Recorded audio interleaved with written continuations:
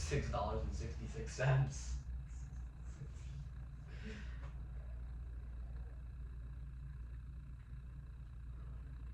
Not 69.69, nah, 666. He asked that? Yeah, he asked not 69.69, 666. That's hilarious. Right. Yeah, we're rolling. Episode, what episode is it? Welcome back to our 5th episode. 5th episode of the program.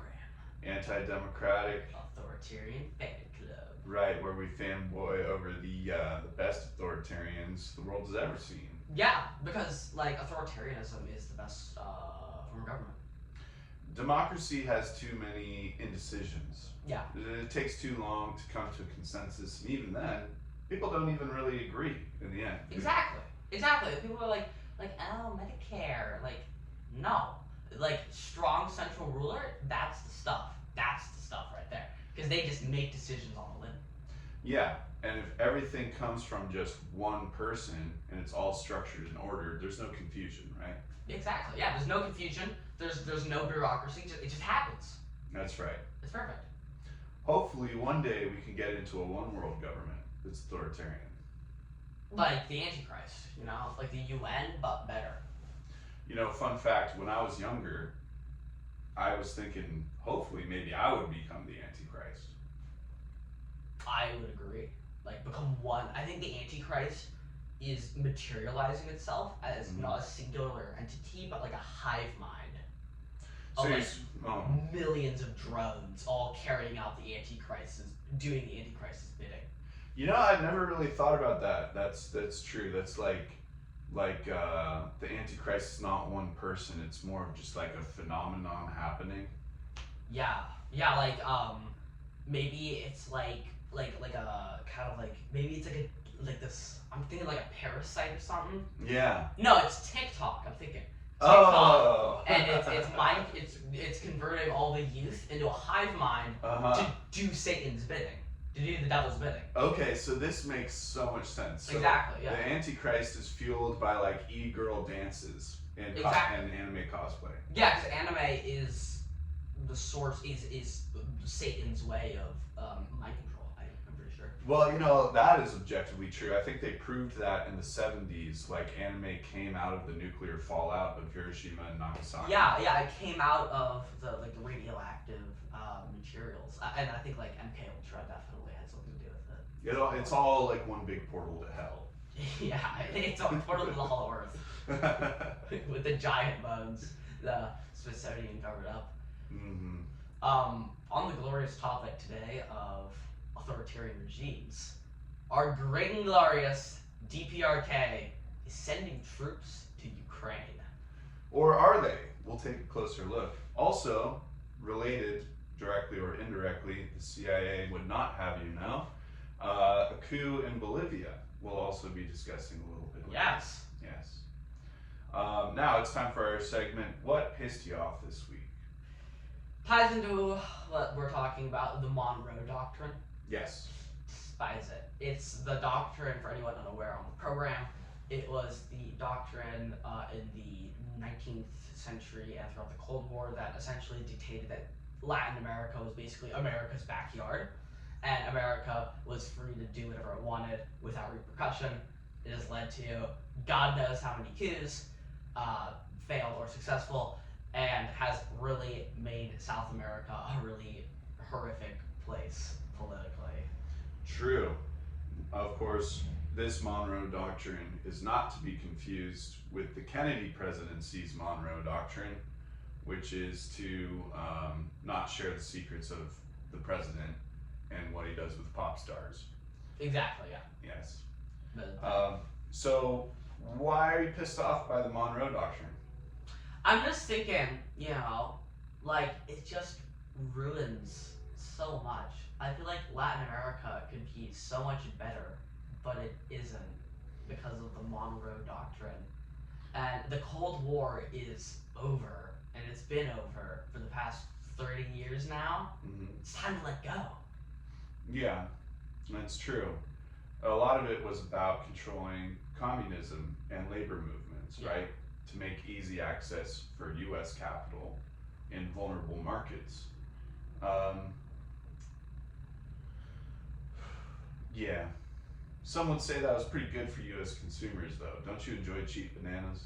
I do enjoy cheap bananas because I love my potassium because it's radioactive. It also ties into the anime we were talking about earlier. I think that's where it comes from. That's true. That's true. Well, maybe cheap bananas is not worth genocide after all. Maybe not. Something that pissed me off this week is, well, really, it's whaling. The Japanese, oddly enough, have taken it upon themselves to bring back the ancient profession of hunting whales for food, for energy, for sport. I'm not quite sure what an island nation has to gain off of the industrial consumption of wild animals like whales that are very intelligent and crucial species in the food web of our oceans. But for whatever reason, I guess Japan needs to eat all kinds of things that swim, and something culturally is unsatisfied in their soul if they can't put all the wriggly, slimy things of the sea into their mouth. For our Japanese listeners, please help me understand this logic in the comments. I would love to get educated on why whaling is so important to Japan. Yeah, I mean, in Japan, I did this because I watched a Rivers Monsters episode on this. Oh, okay. Jerry Wade is the greatest, one of the greatest educators besides us. I am a fan. Like, Japanese love everything fish related, which is good for them. Mm-hmm. But, like, I feel like Japanese culture is really weird because it's like this kind of, it's like, the only way to describe it, have you seen those, like, car crash videos? I have seen car crash videos online. Like yes. the tests where they like slam the car into the wall. Yeah, and the dummy's like. The dummy. So the wall is like traditional Japanese culture, like very conservative. And then the car is like the hyper modern technology, and they're brutally mashed together. And what comes is an abomination. Yeah. It's the only way to describe it accurately. Maybe it's actually an abomination. It's an abomination. It's Japan is a pit of horrors. It's the beast himself. I'm willing to bet that there's a longitude line that's like 666 that goes through Japan. There's got to be at least one. 1 second. The Japanese government is trying to sabotage your efforts by trying to kill your son remotely. Yeah, I know. All my devices are losing their juice today, but that's all right. Actually, if we do like an editing pause break right there, because I just got up and looked at that, I'm gonna plug in my laptop because I do want to bring up some like hard numbers. Numbers don't lie. That's right. And we can edit. We can do a little edit. You can Little page turn or something. A little page turn. Classic. Barn doors. Classic barn doors. Okay. Okay, and we're back. And we're back. So, today's the topic. Shall we begin the topic? Well, I think first it's time for our sponsor, right? Our sponsor, right? Yes. Yes, gotta give love to the people that make this all possible. Who's our sponsor for today? Today, One Donkey Nation. One Donkey Nation. One of the greatest organizations in the history of organizations. They do all sorts of things. They do beer pong, sailing, more beer pong, and are Jackass's inspiration.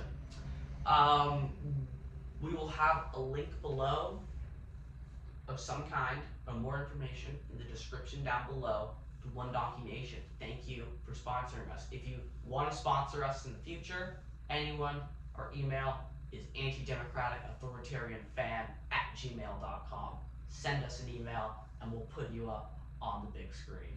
Yes, that's right. It only costs $6.66 to become a sponsor of one of these episodes.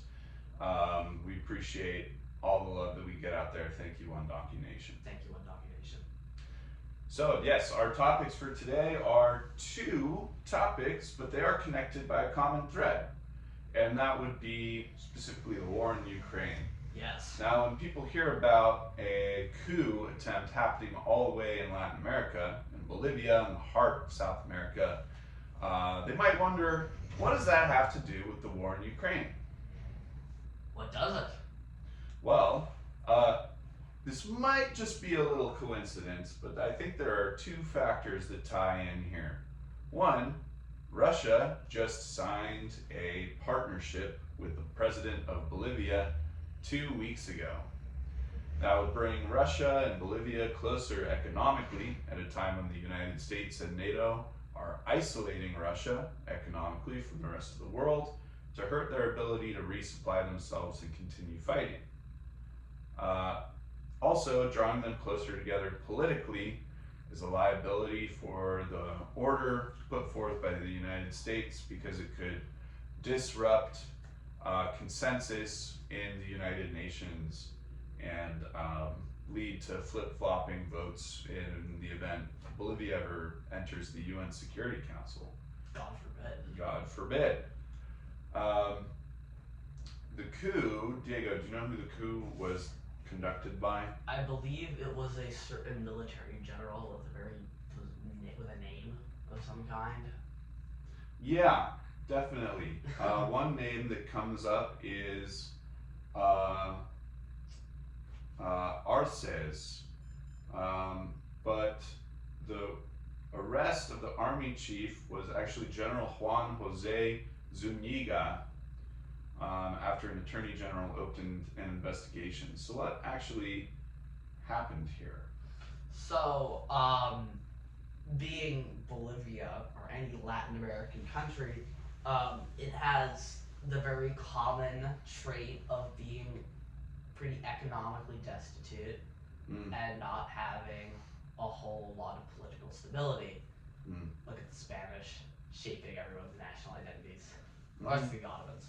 But anyway. Well, it was comparable. Comparable, yeah. Yes. And what happened here was, Bolivia's economy in the gutter, and the military coup against the president over, I presume, this deal under, I think, restoring democracy. Yes. There's been a lot of political instability in the country, a lot of protests. The Central Reserve Bank is running low on foreign currency, especially US dollars. I believe Bolivia also has the similar problem as Venezuela, where it kind of is like flip-flopping between someone trying to institute more socialist policies getting deposed, and then, right-wing dictator, there's quasi-dictator coming to power. Yeah. One thing I did notice was, of course, the many of the Bolivian military, the ones that orchestrated the coup, were trained in the U.S. military school, which has ties to the CIA and the FBI, which, interesting. Yeah, 100%. The United States, historically, we've had a friendly relationship with Bolivia for the most part.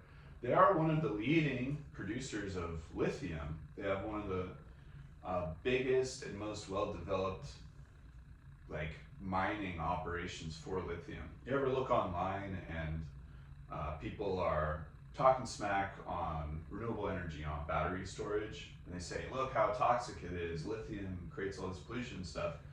Usually it's photos of Bolivia. They have these huge salt flats out there and digging up these ponds, and you've got to separate all these chemicals out in these huge sort of pools of chemicals all over this very flat plain. Well, that's the lithium extraction process. So it's hugely energy intensive process, but we've had fairly stable trade relations.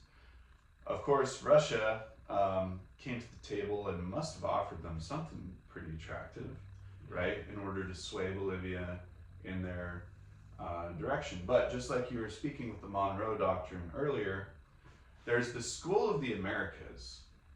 And for those that are unfamiliar, the School of the Americas is a school in the United States. It's a military school. It's where the people who conducted the massacres in El Salvador were trained. It's where General Pinochet, who overthrew the democratic government of Chile, was trained. It's where so many, I believe the Contras in Nicaragua were trained to fight against the Sandinistas. It is the school for paramilitary and military far-right elements in Central and South America, led by the United States. Famously, these people retain linkages to both the FBI and the CIA and the US military, and they're almost an extension of unofficial US doctrine in the Southern Hemisphere. So let's look at the facts. What actually happened? Just a little bit more detail than what you were saying, Diego. So the president is Arce. Luis Arce. The 12 million people in Bolivia were watching this in real time. It was a 3-hour event. The general was General Juan Jose Zuniga, who stormed with armored vehicles the presidential building, knocked down a bunch of walls. The president, instead of standing down to this general, said, you know what? I'm going to just appoint a different general and order him to order the troops to stand down. And it worked. So within 3 hours, it was over. The same troops that were following Zuniga, for whatever reason, decided we're going to follow this new guy and we're just going to not do this thing that we've been planning for who knows how long. Brilliant. Yeah. How would you feel if you planned a coup like this and it was over in 3 hours? I mean, seeing the level of planning, I wouldn't be surprised. I mean, it kind of was just drive truck into building. Yeah. And say you're in charge isn't like the most elaborate. Yeah, it sounded like they were kind of depending on him to get afraid and essentially surrender. I don't think that would really work. Clearly it didn't. So whatever shock and awe they didn't seem to work. And it also seemed maybe they didn't have the guts to go through with it. Maybe. Yeah. I think so, probably. There's studies in like social movements and revolutions that look at how governments get overthrown, and they look at power blocks within governments, and it's really incredible how one general can have so much charisma and influence over an entire army, and if he really doesn't have that much control. Yeah. Anyway, so Sudan, for example, as you know, is split up into 2 generals fighting for power after the civilian government collapsed. So it sounds like this was just weak leadership. Yeah, would you agree? Yeah, it wasn't really great. It wasn't a good kill. I think it was kind of lame. Yeah. So let's pivot to North Korea. North Korea, yeah. So North Korea, as you said back on episode 3, I believe, how North Korea and Russia signed a defense pact. Yes. And part of this pact, North Korea, Pyongyang has agreed to send troops to the Donetsk region of Ukraine. For those who are unaware, Donetsk is one of the 2 breakaway republics in the Donbass, and it's the one with the black banner. It's like the Russian flag with the black banner. Actually, it's kind of cool.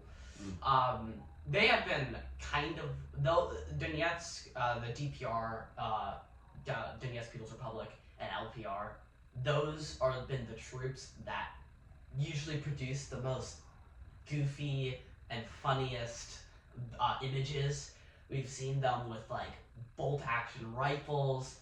We've seen one, my favorite one, there's a guy standing there with like a World War II rifle and like an actual cannon. Classic. A black powder cannon. Classic. But North Korea, I mean, this is the first time North Korea's done this. North Korea sent millions of artillery rounds, rockets for MLRS, multiple launch rocket systems. But this is the first time North Korea has sent troops, and this would be the first time North Korea has really fought in a war since the 50s. Mm-hmm. So this should be interesting. It should be very interesting. A lot of people rag on the North Korean military, and it's an easy target to poke fun of. But what a lot of people don't realize is the engineering core is exceptional. Yeah. They've built, I don't know how many thousands of kilometers of tunnels in this vast network system in the mountains that border between North and South. Forms this natural barrier there. The US and South Korea, if you really dig into the policies and the worries of both governments about a conflict with North Korea, that tunnel system is something that they're taking pretty seriously. Yeah. It's said to be fortified extremely well, and North Koreans potentially could hold out there for a very long time. So the engineering core is something to watch for. And the other thing is artillery.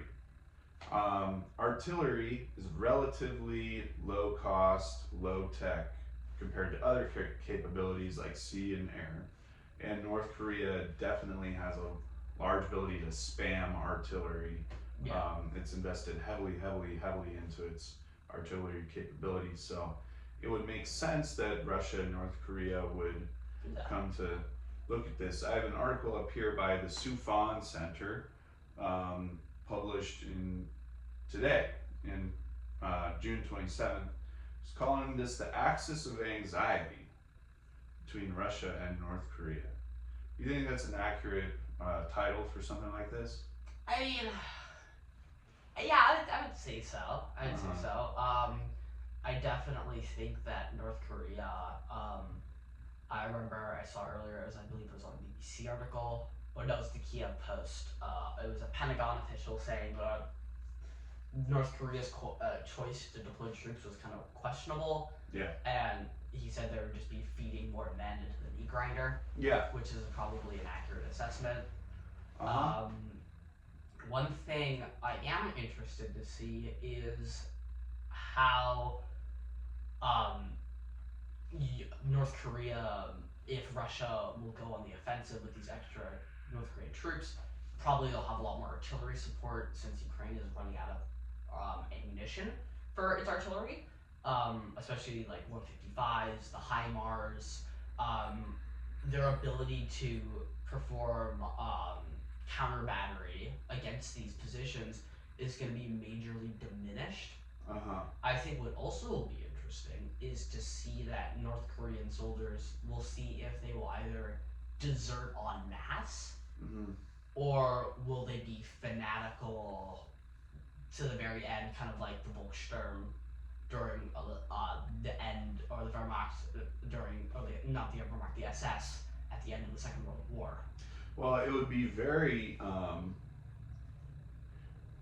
potentially very significant for North Korean soldiers simply to see the outside world. Oh yeah. Even at a basic level. Even walking through, so I think, yes, so it was an engineering division from North Korea that is being talked about being sent to Ukraine specifically to help rebuild one of the cities. And yes, it would be near the front lines, and it's kind of unclear what their fighting role would be, but it's combat engineers essentially. In our army, it's 11 Bravo is the MOS. And just being a North Korean and then going and having to rebuild something that was once a prosperous city with plenty of fertile agricultural land that does not work in a communistic way, could open up a lot of the hearts and minds of North Korean soldiers. Yeah. I mean, their information is so tightly kept over there. I wonder about the long-term effects of that. When you talk about desertion, well, I hope many of them desert and escape to freedom. Maybe this could be the best opportunity some of these North Koreans have. Yeah. Yeah, they're able to escape into the Western lines and seek political refuge and asylum. That could be something really neat for them. Yeah. You mentioned the quote from the Pentagon official. The exact words they used was cannon fodder. Yeah.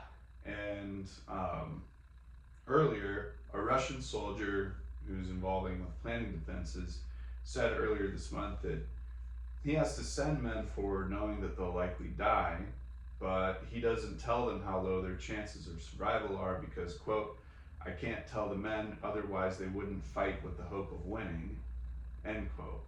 So it's a real concern for any North Koreans listening out there. Yeah. Yeah, don't take this as face value. Yeah, it might be very interesting to see, and what I really want to see, more than anything, is I really want to see South Korea begin giving arms to Ukraine. I think that's being talked about now. I want to see that. Yeah. Because South Korea has a lot of artillery. Mm-hmm. Like a lot of it. That's and true. Especially ammo. Yeah. They're one of the few Western countries that after the end of the Cold War they kept producing, besides like Taiwan. That's true. So they could probably give a lot of ammo. Yes. That needed it, very much needed ammunition, I would say. Yeah, very needed. And of course that comes with Russia giving weapons to North Korea. So now Russia potentially has 2 allies out of the month of June. North Korea, definitely.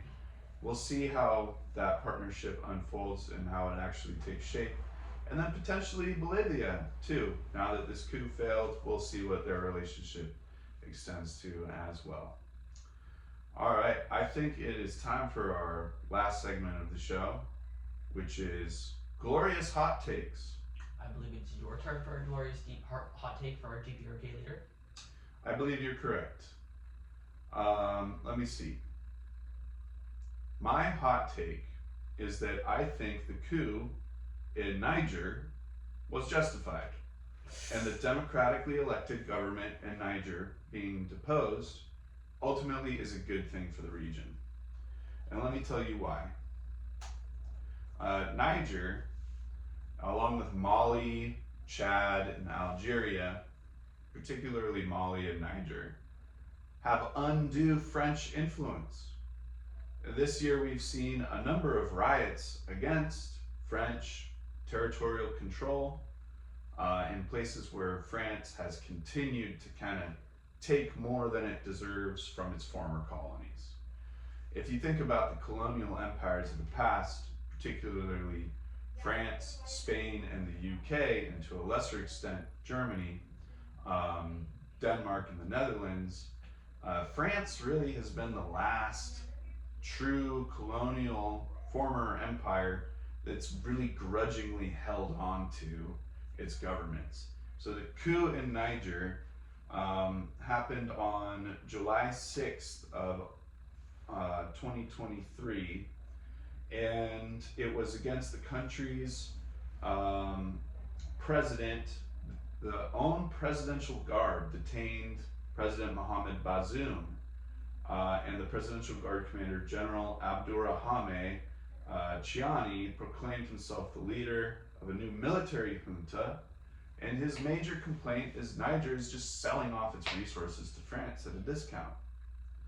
I see a group of Western African nations respond very diplomatically to the coup attempt, ultimately welcoming Niger in, post-coup, into this wider project of West Africa by West Africans for West Africans. In terms of economic development, I see it as a positive thing.